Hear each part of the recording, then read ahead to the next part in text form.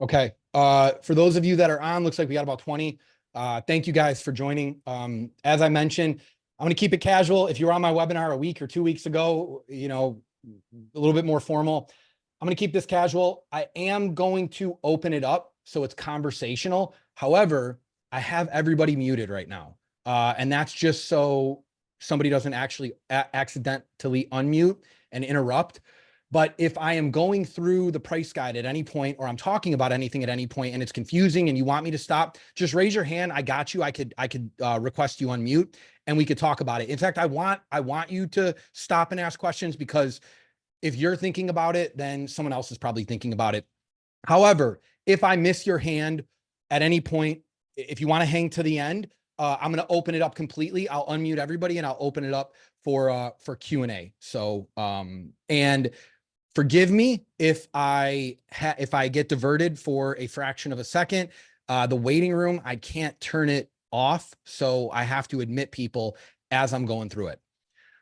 So I'll start with this. When I first launched my agency in early 2020, I did not know how to price. In fact, before, those of you that know me know that I've had a chiropractic agency that I sold. When I started, I was actually in fitness. So I was in the fitness niche, and that was because I own fitness centers. And I knew I was going to start, I had licensed high level, and I knew I was going to start my agency. And I met with a guy that had a fitness agency, and I was kind of talking to him about maybe doing my marketing for my gyms while I went and actually built a fitness marketing agency. I know that's crazy, but I needed someone to run my ads while I was figuring this stuff out. And he quoted me a price, and he said, "Hey, it's going to be $499 a month." And I got off the call with him and I started building my agency, and I was like, "Oh, cool. $499 a month. That's what I'm going to charge, $500. And that was literally how I developed my pricing. So I went out and I signed a bunch of gyms and I pivoted into chiropractic. I've explained that story before. I won't get into it, but I went from fitness into the chiropractic niche and I started charging $499. That was just the pricing I had, right? And I was on a call with a partner, like a coaching partner that we were working with, that we were trying to establish a partnership with. And he said to me, like, out of curiosity, how did you come up with your pricing? And I explained, and I told him the same story I just told you guys. And he literally is like, "Does that sound like a logical way to develop pricing for your business? You just take what some random competitor or other company is doing and you create your pricing that way, or you let the market determine it?" And my obvious answer was no. And he's like, "Go back and charge $6,000. And I was charging $499. And I'm like, limited belief, you're crazy. This is not going to work, right? Like, and, he explained and he helped me out. He's like, "Well, do it as a PIF, right? Charge 3 months. So ironically, like, the whole PIF idea, I know it seems like a industry thing for us, but this was a guy who was outside of the marketing world that was like, "Do it this way. It makes more sense, especially if you need money." And at that time I needed money. So I started doing it. I started closing deals, and I noticed a few things. I noticed multiple things. One, I could breathe. I was charging a price that was allowing me to have margins that I could breathe. And I didn't feel like my back was up against the wall. And I didn't feel like I was signing new clients, yet there wasn't money in the bank, right? There wasn't this like disconnect between, well, the business is growing, I'm signing new people, but why isn't there money, right? Is it something else I'm doing? Am I spending too much on operational expenses, et cetera? So I started seeing money in the bank.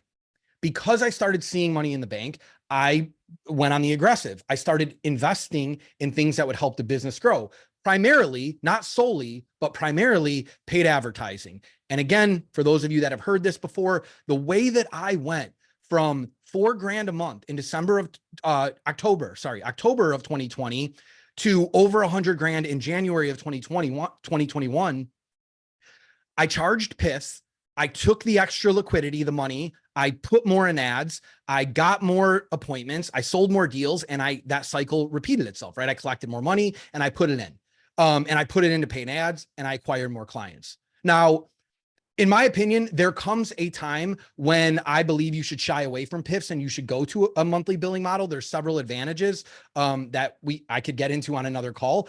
But for that period of time, the $499 increase to and by the way, when I increased to $6K, my closing percentage, I was at 70% at 499. I was at 70% at 6K PIFs, right? So my closing percentage did not get better or worse. All that happened was I had more money. I had a real business. I was able to invest in paid ads. I was able to invest in people. I was able to pay my client success manager more money. She did better at her job. Our retention improved. And then, right, the story grew from there. However, there came times, even with the 6K PIF, when I questioned myself, how much should I be charging? How can I determine this? Do I go meet with another competitor and just figure out what they're doing? Do I hear something, in a coaching group and just take their advice? So I created a system that allowed me to increase prices while still testing the market and making sure that I'm not doing damage to the business. And that's a pricing guide I'm going to share with you guys today. So give me a second. Let me pull this up. I'll share my screen. And by the way, at the end of this, I am going to email you the document. So you're all going to have it. It has all the steps. The reason I wanted to do a call is because I couldn't quite go into all the details in the guide. So I know there's probably going to be questions and things you're going to be like, hold up, this doesn't make sense. I want to give you all the opportunity to ask those questions. So I'm going to share my screen and then we're going to go through it.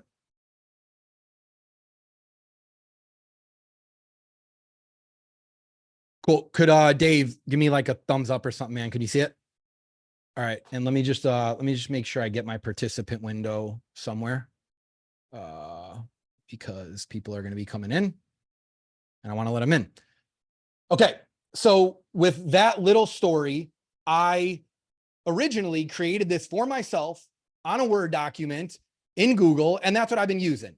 But in order to make it pretty and better for you guys and something that I could actually hand you and you could read through, I created this guide over the last couple of weeks. And this is what I'm going to go through. And this is what I'm going to give you at the end of today's call. Let me adjust this to a single page. Okay. We don't need to go through this, but it's for everybody that's on this call. If you know me or you came across me and you're here, this will work for you. So I don't need to waste my time explaining who it's for. The first step and the first thing that I needed to understand before I could determine what my pricing should be in my agency were these two numbers. And for me, what I'm noticing recently is CAC, CAC, and CTS are talked about a lot more recently. They should always be talked about in any business. But I needed to understand these two numbers in order to be able to do anything with pricing. So the first thing, you need to know these numbers. This is not like when you cross 100K or when you cross 25K or when you make a certain amount of money. From day one, you need to understand these numbers, or you are going to do what I did. You're going to make mistakes and you're potentially going to have clients that are an operational loss for you. You are losing money spending time serving and fulfilling them if you don't know these numbers, unless you're just charging a ridiculous amount. It's very simple how to figure out what these numbers are. So there's a formula for them, right? And the formula for CAC, which is customer acquisition cost, is your total sales and your marketing expenses divided by the number of clients acquired. Okay. So marketing expenses can be paid ads. You can help me out in the chat, with what other things that fall under marketing expenses. Closer commission, salespeople commission. For us, at the time that we started figuring this out, it was literally paid ads and how much I was paying my closers divided by the number of clients acquired. That was it, right? There's one caveat to this.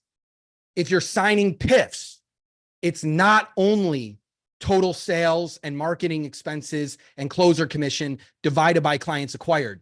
It is this number. It is your CAC plus your CTS for the amount of time that you are serving them. So I'll give you an example. And again, if anybody gets confused, just drop it in the chat and we'll talk about it. You're taking your CAC plus your cost to serve. Your cost to serve is your total operational expenses, salaries, tools, all the resources to deliver service to a client. That's your monthly cost, your cost to serve. So if I do a $6,000 PIF, I need to understand what my customer acquisition cost is and my cost to serve for the following 2 months, if that 6K PIF is promising to fulfill for 3 months. So let's just use hypothetical numbers here, right? If we have a $1,500 CAC plus a $500 cost to serve, that would be $3,000 in cost for that client. right? Because we have our acquisition cost, then we have the cost to serve $500 per month. So I needed to understand these numbers before I can make any other determination. Now, the formulas are easy. The hard part is tracking your numbers. So honestly, you don't have to go hire the best dashboard builders or whatever to track your numbers, but you have to track your numbers, whether it's on a spreadsheet, whether it's exporting and go high level, whether it's doing it manually, or whether it is literally using Salesforce or like the best tool that you could use. You have to know your numbers. And I'm not preaching something that I've always done. I'm hypocritical here. I didn't do this for a period of time and it screwed me. There were clients that I found that I was literally taking an L on. Go back to those $499 clients. Here I am, think I'm growing my business and I'm actually paying to have those clients. So you have to track these. Like if there's something, and start early and make it a habit, because as you scale and get bigger, this is going to become more and more important. Okay. So summarize, this step ensures you know the cost of each client from acquisition to service, giving you a baseline to set profitable pricing. Okay. Step 2, fire your clients. What am I talking about? I'll show you. The quickest way to boost profit margins is by assessing whether your clients are profitable. So for those of you that already have agencies, already have coaching businesses, are already doing consultant, already have a SaaS company, whatever it may be, if you have clients that are paying you and they are below your cost to serve, you can't continue to work with them. Me and Dave had a conversation about this the other day. There are reasons you might justify it. For example, if your client is referring you 20 people or helping you close 20 deals a month, you might say, I'm willing to take an L on this client from a profitability standpoint because of the added value. That is okay. You have to determine when you can justify it. But if you remove any upside, if it's a normal person, if I'm just one of your normal clients that's paying you for a service and you are not, for me, this is my number. You guys get to determine your number. If it's not 15% above your cost to serve that client, you have to either, number one, you have to fire that client, or you have to go back to them and tell them that you have to increase the pricing. Now, do this in a tactful way. Do it in a way that shows them that you care. Don't make them feel like a number and you're just giving them the boot, right? Because your reputation also is valuable and that's important for your business. So have good conversations with them. Most logical business owners and clients of yours, if you call them up and you say, hey, our costs have increased. We're grateful that you've been with us. Sorry, I let people in. We're grateful that you've been with us for a period of time. We value you and we want to keep you and we want to continue to generate results for you. However, we cannot continue to serve you at the price that we are at. We have to increase you to this pricing, which is 15% above your cost to serve. And here's a tip for you guys. If you do this, if you have to do this with clients, one or multiple, give them something, give them a consolation, give them some bonus, give them something, do something nice for them, send them a prize or a book or a coffee gift or dinner, like do something to show that you really do value them, but do it as a one-time expense, right? So send them a nice thing as a one-time expense, raise their prices, move on, and then bust your ass to fulfill for them. But the first step in making sure that your business is both profitable and making money is getting rid of the clients that are literally 15%, are not 15% above your CTS. Hence why that number is so important. Great. Let's move on to number 3. And let me stop and just check the chat if anything coming up. Cool. Knowing your numbers. Yes, William. Absolutely. Outbound systems. Cool. Okay. All right. We're good. Let's keep rolling. You're going to determine your closing percentage. With this, again, this is just knowing your numbers. I don't care how you measure this. It doesn't matter because we're only using it for a baseline. So purpose of knowing your closing percentage, it helps you measure how many sales you're making from the opportunities at the current pricing, right? So that you can compare it to the new pricing, right? So let me just see how I said, instead of looking at total leads or total booked appointments, we tracked the percentage of showed calls that result in closed deals. So we were looking at shows to close. That was the baseline number that we used. You can use any number, by the way. You just have to know what it is and compare it. So for example, if you had 20 sales calls in a month and closed 10 deals, your closing percentage is 50%. This metric gives you a real look at how your sales process is performing. So this one's really easy. Know your closing percentage. And I'm going to show you why you need to know this next. So now we're going to increase price. Okay. Now we know we have all the data that we need. We fired the clients that were losing us money, or we increased our pricing. Now we're going to do a test to increase our pricing. The number that we would always increase by, that we're doing in our agencies today, is 15%. Once again, you get to select this number. But the purpose of gradually raising your prices is to improve your margins, improve your pricing without risking client churn, or I shouldn't say damaging relationships, because we're not increasing our existing, damaging sales. What you don't want to do is go, well, why 15%? Let me go 40%. And you jump it up so high that your sales gets destroyed and you start closing far, far less deals than you were before. 15% is a healthy increase as long as you're doing it periodically.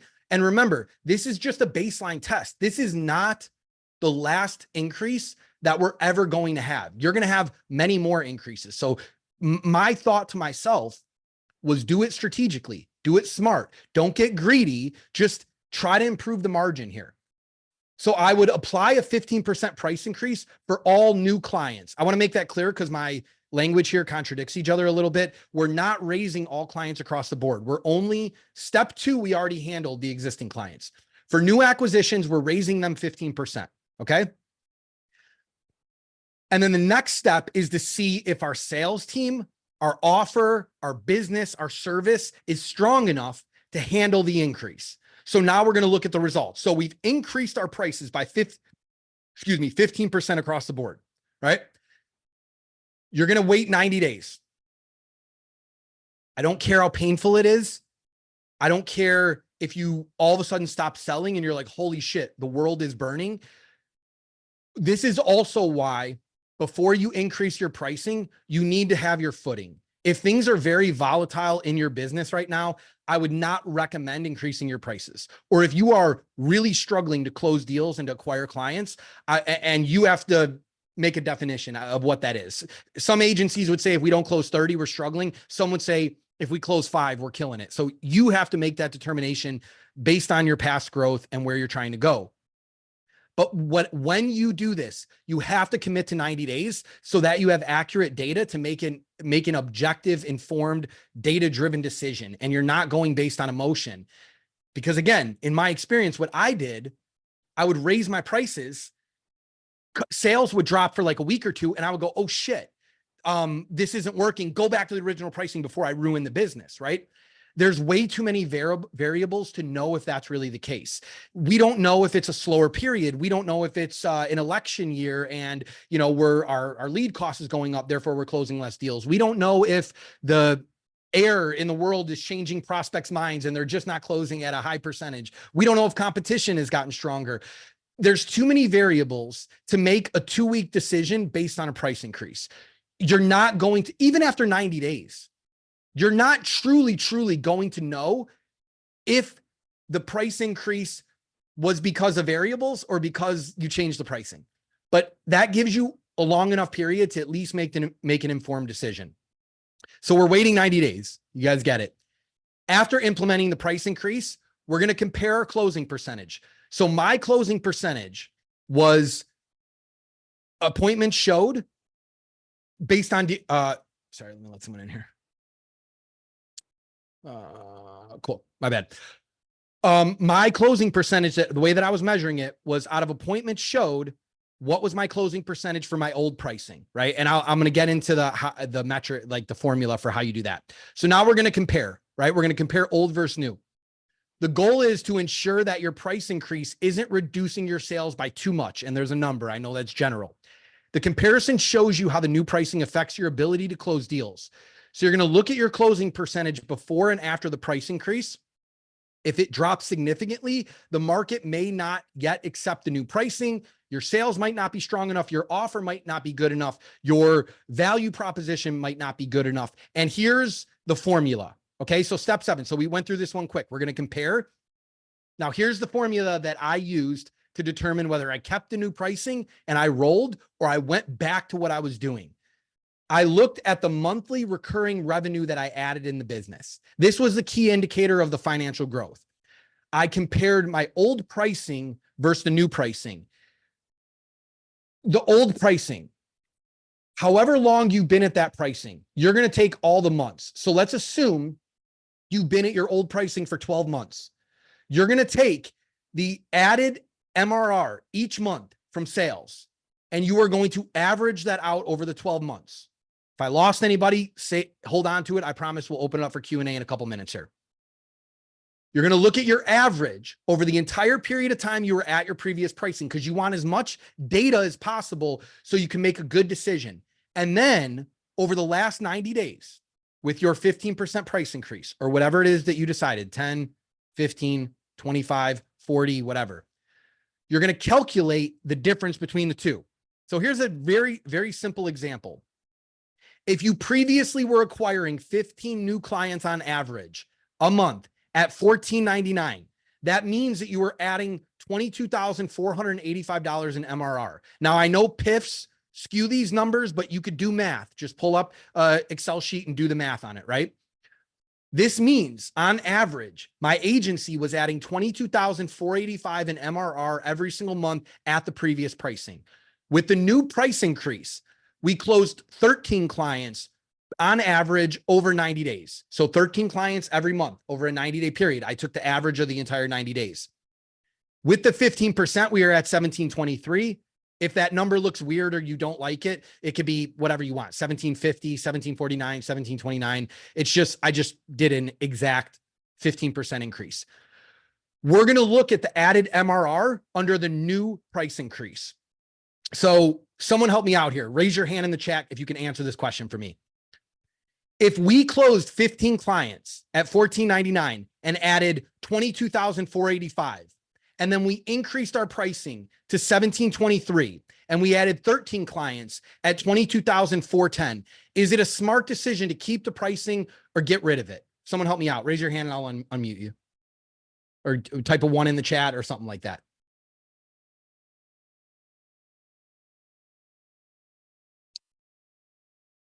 Depends on the cost to serve. So, Christian, help me out here. Where are you at?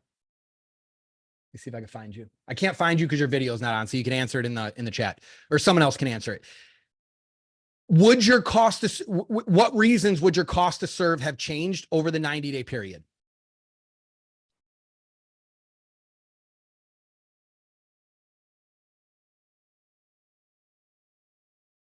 Or an easier way is, would our cost to serve, why would our cost to serve have changed?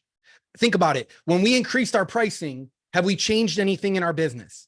Have we changed our fulfillment? Have we changed the commissions that we pay out? Have we changed anything that we're already doing? The answer is no. This is why increasing your pricing is the most powerful way for you to grow your business. Not adding another service, not expanding into different niches, not adding a downsell or an upsell or SEO or whatever. The most powerful way to grow your business, make more money, is to raise your prices. Because guess what? You don't have to do anything but raise your prices and then prove that it works. So in this scenario, unless something is dramatically changed over the 90 days, and even if it has, if your cost to serve has increased for some crazy reason, like you hired a bunch of people over 90 days, and this scenario happened, would you want to keep your increase or would you want to go back to your old pricing? You would want to keep your increase, right? Because again, you haven't changed anything from a fulfillment standpoint. So under this scenario, I would keep my new pricing, right? Now, what if we actually closed 15 clients at $17.23, right? And whatever the math is on that, now we close the same amount of clients at a higher price. Of course, we would keep our pricing the same there, right? So let's move on here. And let's assume it didn't work, okay? We increased our price and we fell flat on our face, which, by the way, this has happened to me as well. All these scenarios have happened. We increased our price, fell flat on our face. First time I tested $10,000 PIFs, flat on our face, horrible. Couldn't close deals, right? Sorry, I'm letting people in. Cool. So if your price increase didn't produce the desired result, which the desired result is very simple. My bad. The desired result is this. You want to keep your acquisition, come piling in now. You want to keep your monthly recurring revenue that you added, your added monthly recurring revenue equal or higher to where it was prior to the price increase.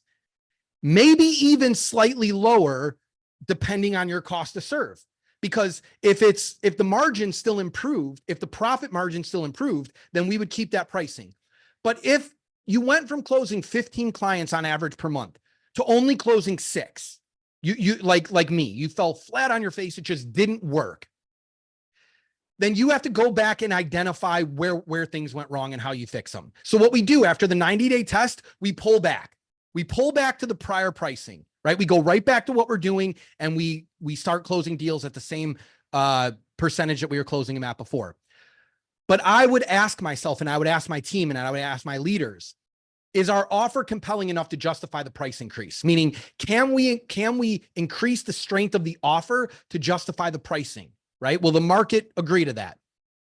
Does our sales team have the right tools and conviction to sell at higher prices? Maybe it's a mental block. Maybe when we increased the prices, the sales team started showing up with less conviction on the calls. Therefore, we close less deals. So maybe it's training, mindset, working with the sales team. Is our nurture process good enough? Maybe we're not creating enough trust, credibility, and familiarity with our prospects before they show up to sales calls. Maybe we have to nurture people in our groups better. Maybe we have to put more organic content out there. Maybe we have to create a YouTube channel, whatever. Maybe we have to do things so that prospects trust us more before they even show up to the call so that we can increase prices. Okay. There's several different things. You guys know your business, but learn from it. Don't just go, damn, that didn't work. That sucks. Back to the drawing board, learn and try to identify why you're not able to ask for more money.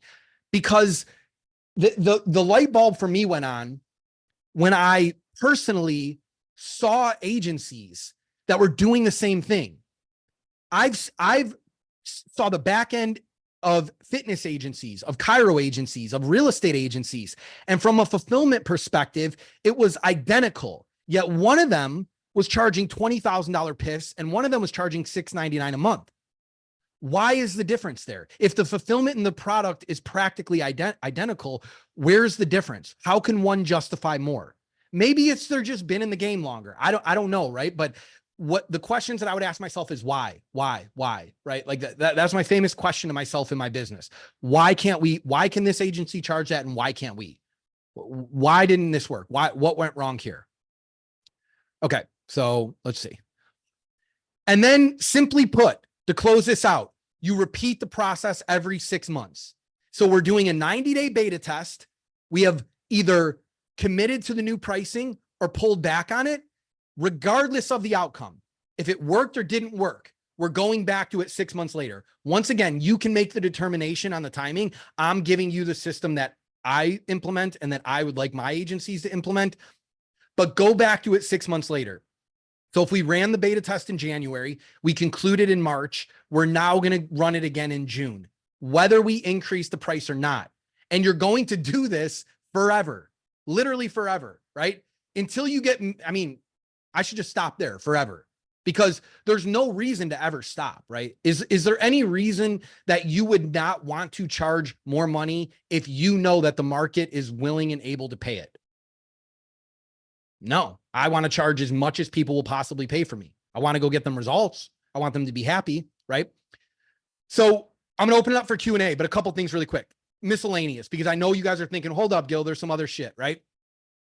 In any pricing strategy, there will always be variables outside of the planned steps. Below are some common concerns that may arise and guidance on how to address them. I'm going to go through these really quickly, right? Let Mohammed in. Okay.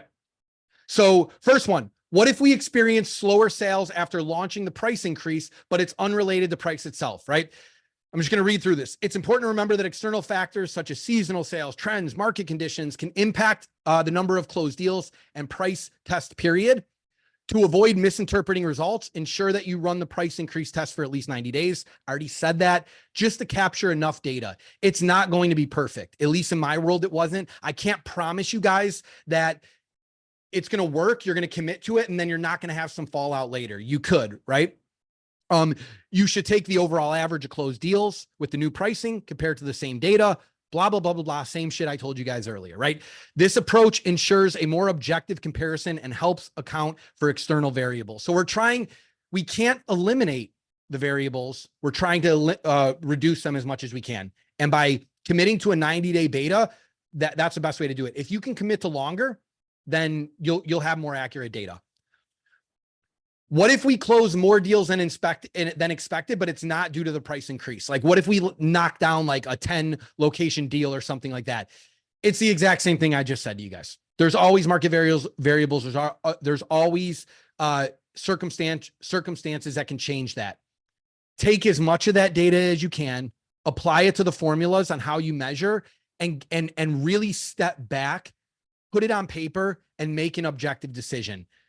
There could be a scenario where the beta is successful, yet you go, this does not make sense. Like the scenario I just laid out. What if you knock down a 15 location deal that was going to sign regardless of the pricing, and now your results look better? You show success, and then all of a sudden after that, your paid ad clients or whoever else, you can't close at the same percentage. You need to look at that objectively and very honestly, and maybe extract that 15 location deal and then only run the numbers on a controlled amount of prospects that showed up.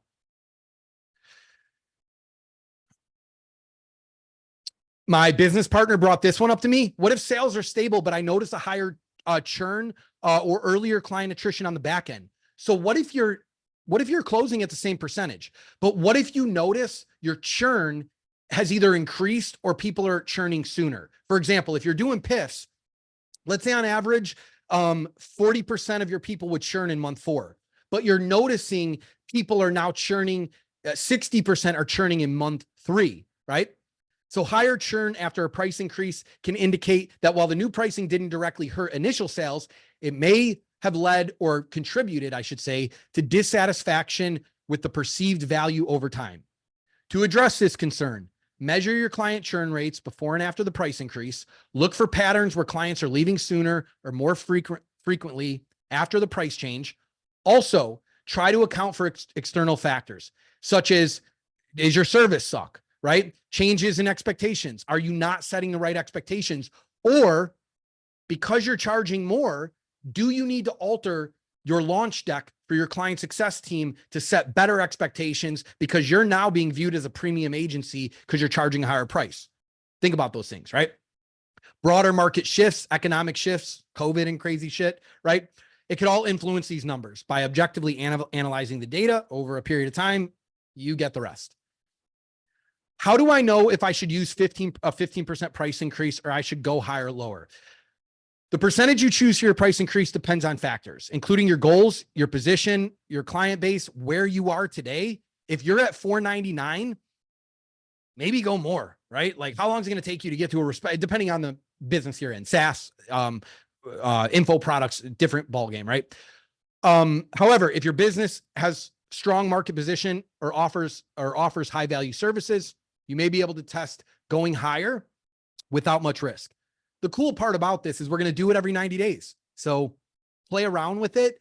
Just my advice to you is don't get greedy and do damage to your business. The reason that I tried to put some type of structure behind this is so that I don't get over, like, if we're crushing one quarter, I start going, man, we could get whatever we want. I get greedy, and then I actually hurt the business. And also, like, I want to charge as much as I could charge my clients while them being happy and getting a result, right? I don't want to just clean them out while they don't do well. So there's a healthy balance for that number, right? If you're unsure, just start where I started at 15%. I tried a bunch of different stuff and that seemed to work the best. What should my profit margins be? Big variances here, but I always targeted 37%. There was one time there was a season, a period of time, I was flexing on social media that we were at a 68% profit margin. It was miserable. I was doing damage to the business because I didn't have the right people in. The money coming in was cool, but it wasn't sustainable. So I do believe your profit margin will shift depending on the season you're in, whether you're investing, whether you're in a period where you're taking profits. But for my marketing agency, once again, this changes if you're a coach or a consultant or have a SaaS product. Profit margin for me was 37%. The minimum that I would ever accept before I lost my shit was 15%. Hence the reason when I said, if you're going to go back and audit your clients, the profit margin has to be 15% over the cost to serve. That was the minimum I would accept. And if it was a percentage under that, and the client rejected the price increase, I would say, I love you. I got love for you. Thank you so much.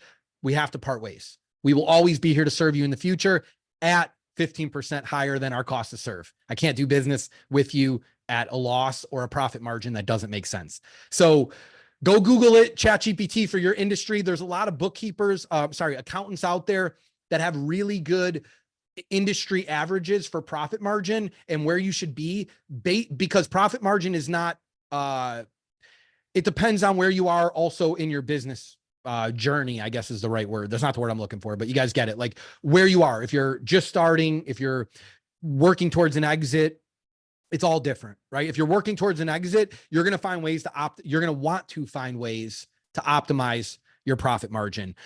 How do I account for those variables that I can't control, Gil? Economic conditions, up and down sales. No pricing strategy can account for every variable. I love Marcus Aurelius. He's on my wall, Stoicism, because he always says, meditations, he says, control what you can control and don't worry about anything that's outside of your control. I would tell you that. You can control how good you are at sales. You can control the expectations you set with your clients. You can control how well your value proposition, your deck is structured. You can control your pricing. You cannot control COVID. You cannot control presidential elections. You cannot control what your competition does. You can't control it. You can't control if your salesperson goes rogue and disappears, right? You can't control those things. So control what you can control and don't spend an ounce of your energy on the things that you can't. Okay, we're done.